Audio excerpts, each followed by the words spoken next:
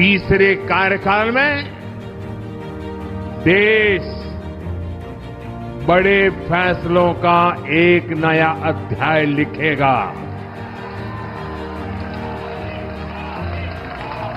और ये मोदी की गारंटी है।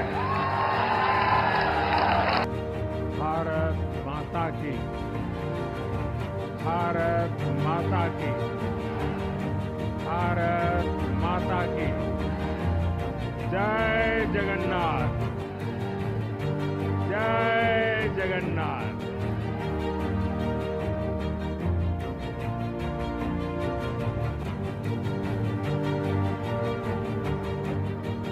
आपका ये स्नेह, आपका ये प्यार, इस आशीर्वाद के लिए मैं सभी देशवासियों का ऋणी हूं। आज बड़ा मंगल है और इस पावन दिन एनडीए की लगातार तीसरी बार सरकार बननी तय है।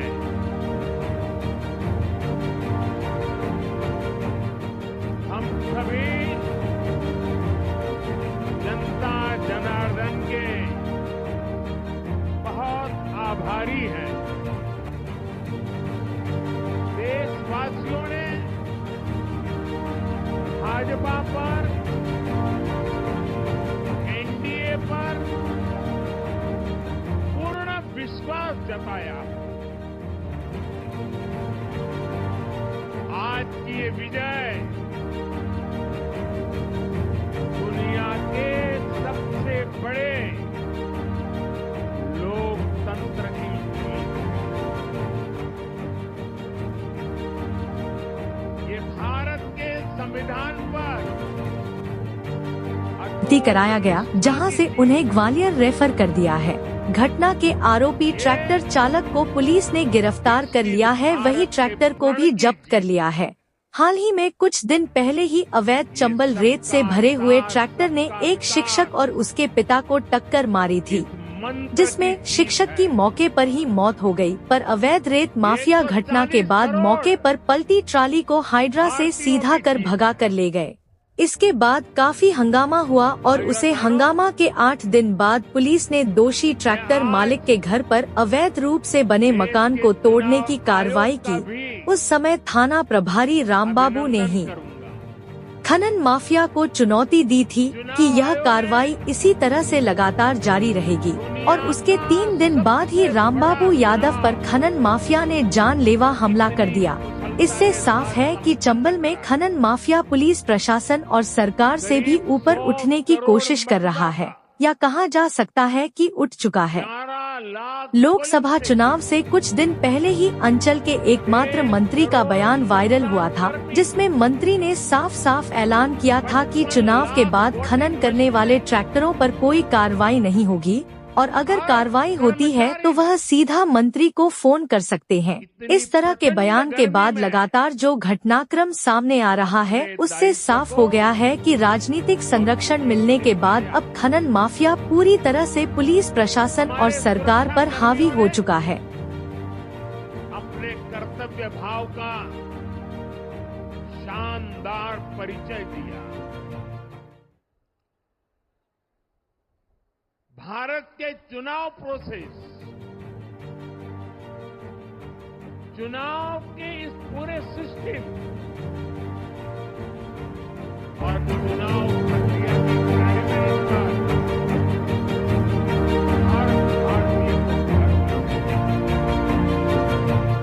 इस स्केल पर चुनाव का,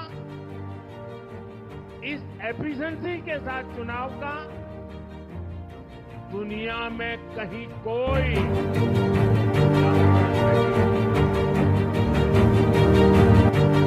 और मैं देशवासियों को कहूंगा, मैं इन्फ्लुएंसर्स को कहूंगा, मैं ओपिनियन मेकर्स को कहूंगा भारत की लोकतंत्र में ये चुनावी प्रक्रिया की ताकत, एफिशिएंसी, ये अपने आप में बहुत बड़ा गौरव का विषय है। भारत की पहचान को चार चांद लगाने वाली बात है। और ऐसे जो भी लोग हैं जो दुनिया में अपनी बात पहुंचा सकते हैं, उन सबसे मैं आग्रह करूंगा कि भारत के लोकतंत्र के सामर्थ्य को विश्व के सामने बड़े गर्व के साथ हमें प्रस्तुत करना चाहिए। इस बार भी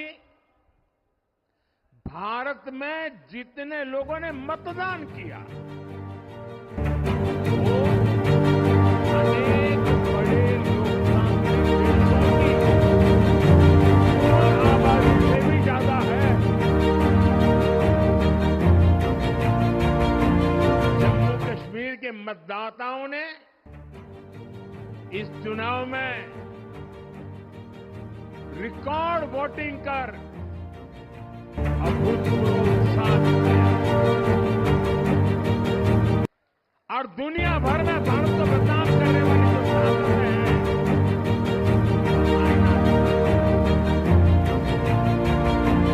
मैं देश के हर मतदाता को, जनता जनार्दन को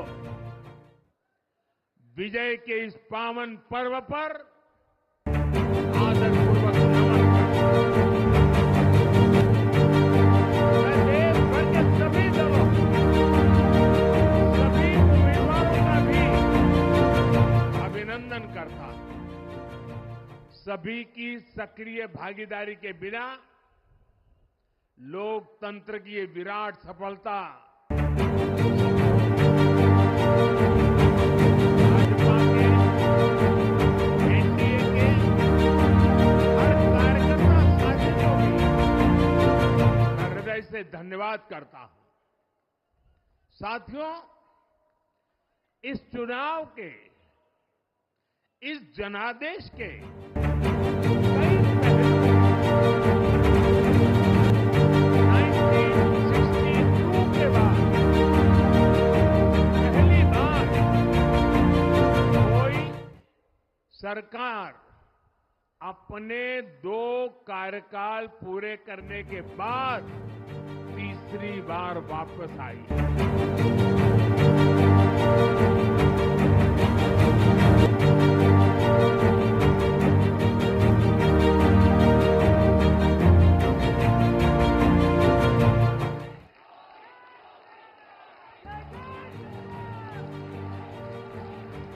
राज्यों में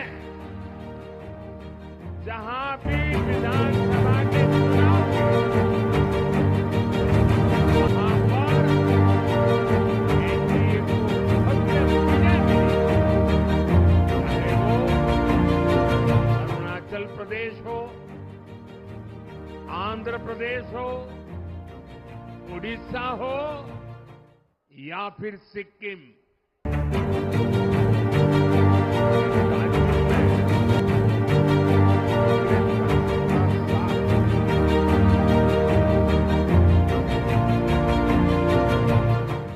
मेरे पास डिटेल तो नहीं है, लेकिन शायद उनको जमानत बचाना भी मुश्किल हो गया होगा।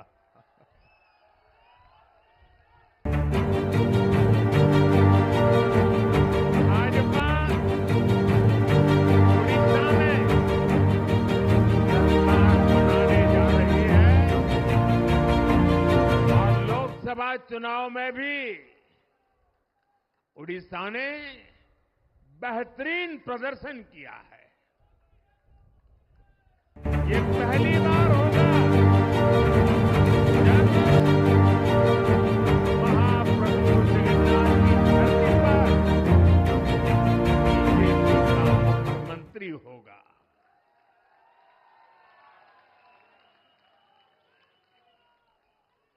बीजेपी ने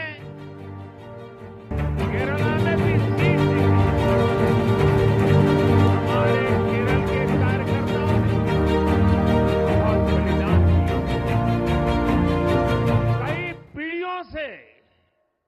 वो संघर्ष भी करते रहे, जन सामान्य की सेवा भी करते रहे।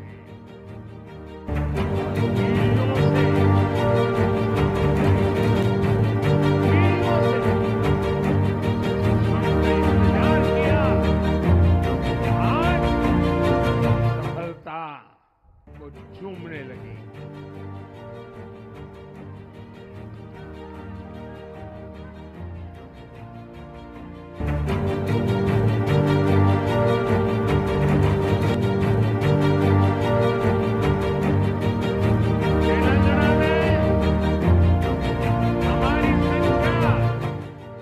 दोगुना हो गई है। मध्य प्रदेश, गुजरात,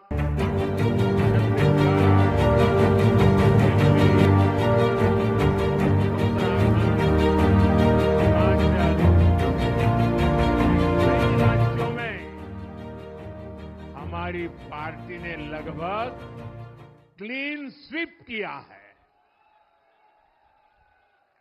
मैं इन सभी राज्यों और अरुणाचल प्रदेश, ओडिशा, आंध्र प्रदेश और सिक्किम विधानसभा के मतदाताओं का भी विशेष आभार व्यक्त करता हूं।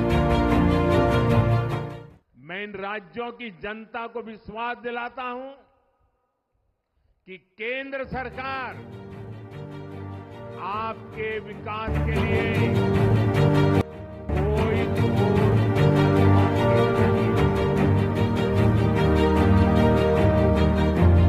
आंध्र प्रदेश में चंद्रबाबू नायडू जी के नेतृत्व में एनडीए ने शानदार प्रदर्शन किया। बिहार में बाबू के नेतृत्व में भी एनडीए ने शानदार प्रदर्शन।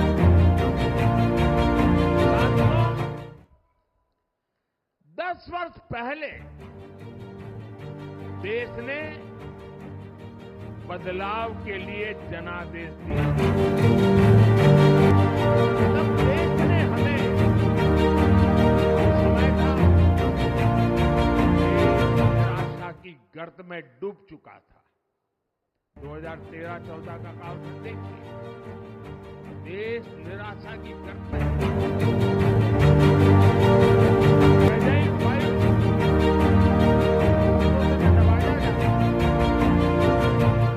हर दिन अखबारों की हेडलाइन घोटालों से भरी रहती है। देश की युवा पीढ़ी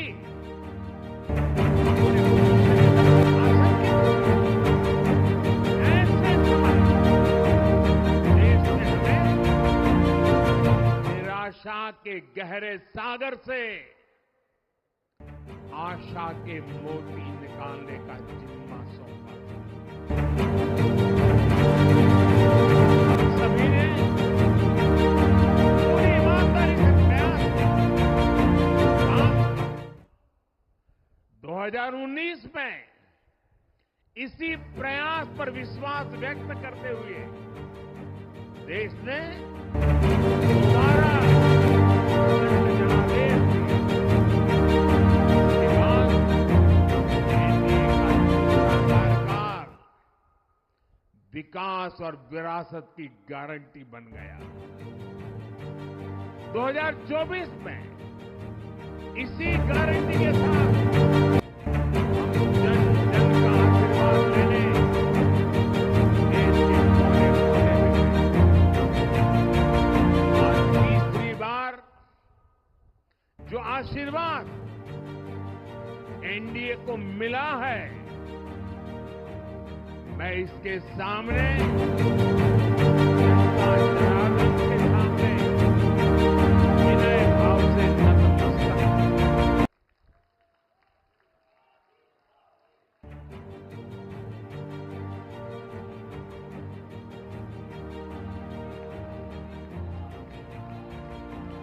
साथियों,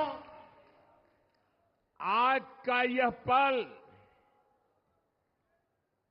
निजी तौर पर मेरे लिए भी भावुक करने वाला पल है। मेरी मां के जाने के बाद ये मेरा पहला चुनाव था, लेकिन सच मानिए, देश की कोटि कोटि माताओं, बहनों, बेटियों ने मां की कमी मुझे खलने नहीं दी।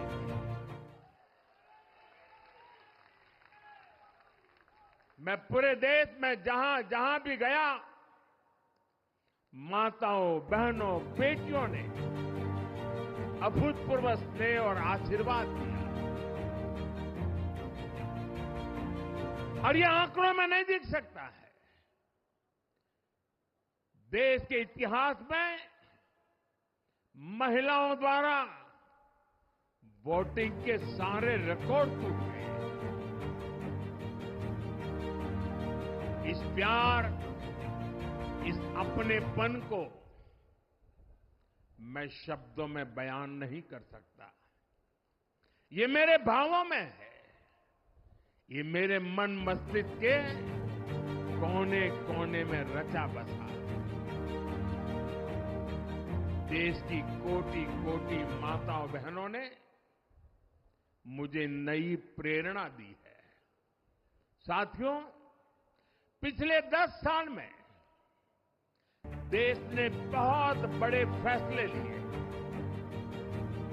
राष्ट्र प्रथम की भावना हमें असामान्य लक्ष्य हासिल करने का हौसला देती है। ये हम में कुछ कर गुजरने की इच्छा शक्ति उत्पन्न करती है। हमने दुनिया की सबसे बड़ी जन कल्याणकारी योजनाएं चलाई। आजादी के 70 साल बाद 12 करोड़ लोगों को नल से जल मिला। आजादी के 70 साल बाद 4 करोड़ गरीबों को पक्के घर मिले। देश के 80 करोड़ जरूरतमंदों को मुफ्त राशन की सुविधा मिली। करोड़ों गरीबों को 5 लाख रुपए तक के मुफ्त इलाज की सुविधा मिली। राष्ट्र प्रथम की इसी भावना की वजह से जम्मू कश्मीर से 370 हटी। जीएसटी और आईबीसी जैसे रिफॉर्म हुए, बैंकिंग रिफॉर्म हुए। हमने राष्ट्रहित को हमेशा सबसे आगे रखा। आप याद करिए, कोरोना का इतना बड़ा संकट आया, हमने वही फैसला लिया जो देश हित में था, जनहित में था। हमने हर दबाव से अलग हटकर कदम उठाया और इसी का नतीजा है आज भारत दुनिया की सबसे तेजी से विकसित होती बड़ी इकोनॉमी है। राष्ट्र प्रथम की यही भावना भारत को आत्मनिर्भर बनाएगी। साथियों, हमारे सामने एक महान संकल्प है, विकसित भारत का संकल्प। 10 साल के बाद लगातार तीसरी बार जनता जनार्दन का प्यार, उनका आशीर्वाद हमारा हौसला बढ़ाता है, हमारे संकल्प को नई मजबूती देता है, नई ऊर्जा देता है। हमारे विरोधी एकजुट होकर भी उतनी सीटें नहीं जीत पाए जितनी इस लोकसभा चुनाव में अकेली बीजेपी ने जीती है।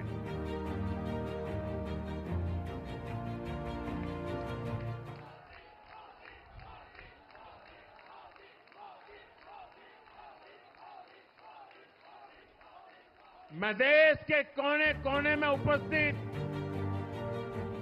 बीजेपी के कार्यकर्ताओं को कहूंगा, देशवासियों को कहूंगा, आपकी मेहनत, इतनी गर्मी में आपका बहाया पसीना, ये मोदी को निरंतर काम करने की प्रेरणा देता है।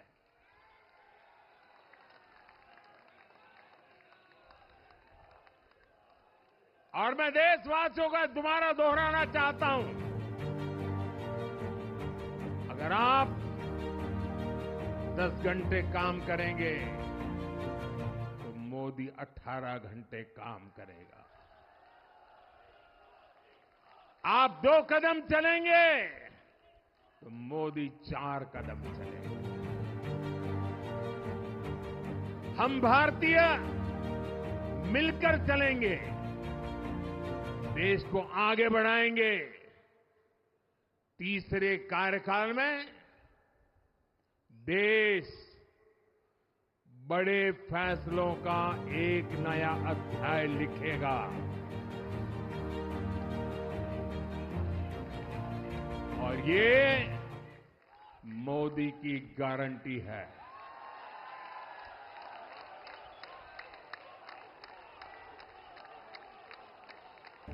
साथियों, एनडीए सरकार की प्रतिबद्धता हमेशा ही समाज के हर क्षेत्र और हर वर्ग के विकास की रही है। बीते 10 वर्षों में हमने 25 करोड़ लोगों को गरीबी से बाहर निकाला है और इसमें एक बड़ी संख्या एसटी, एसटी, ओबीसी की है। हम तब तक नहीं रुकेंगे जब तक गरीबी देश के अतीत का हिस्सा न हो जाए।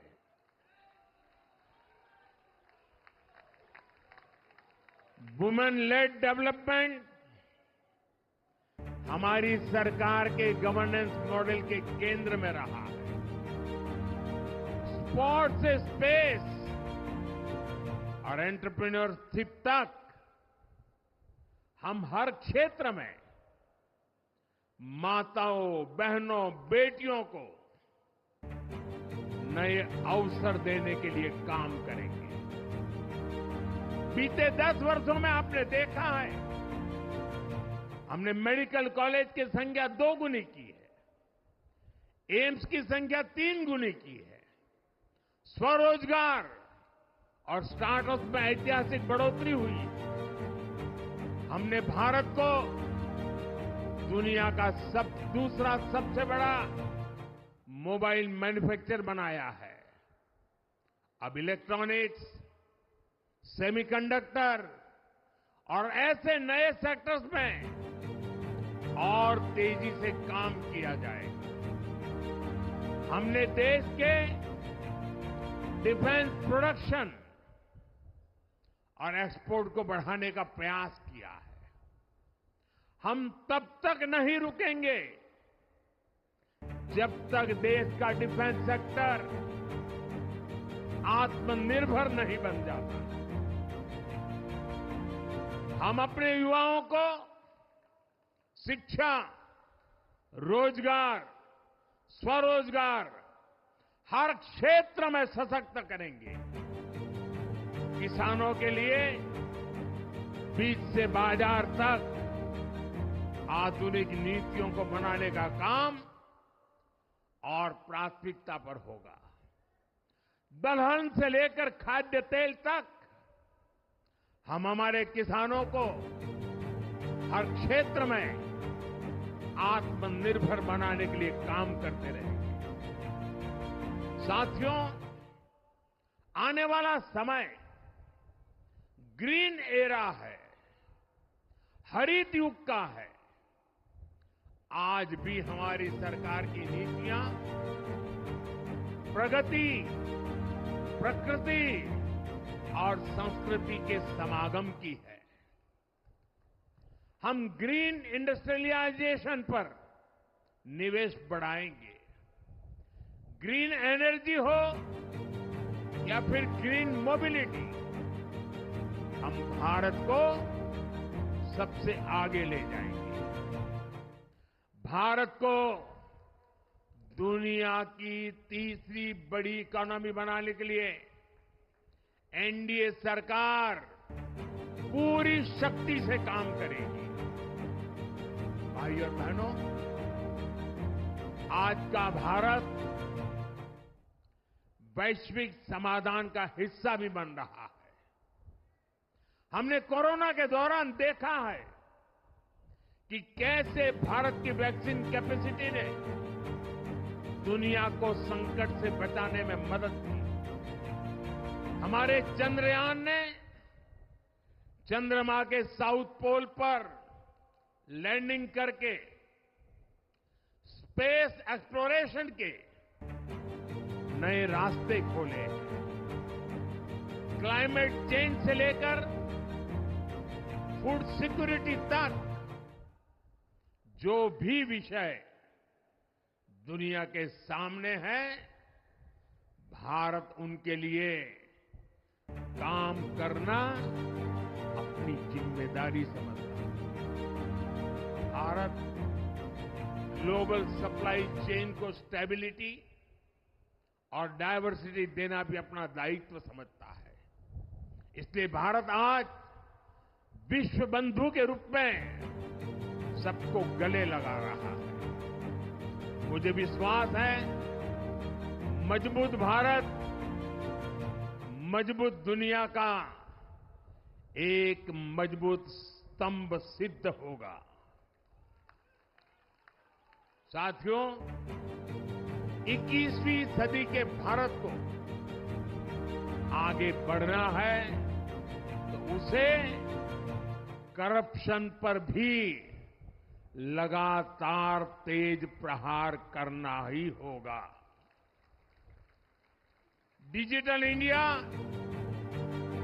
और टेक्नोलॉजी ने करप्शन के अनेक रास्ते बंद किए, लेकिन ये भी सच है कि करप्शन के खिलाफ लड़ाई दिनों दिन कठिन हो रही है। राजनीतिक स्वार्थ के लिए जब करप्शन का महिमा मंडन शुरू हो जाए और इसमें निर्लज्जता की सारी हदें पार हो जाए, तब करप्शन को बहुत ताकत मिल जाती है। इसलिए तीसरे कार्यकाल में एनडीए सरकार का बहुत ज्यादा जोर हर तरह के करप्शन को जड़ से उखाड़ फेंकने का होगा। भाइयों और बहनों,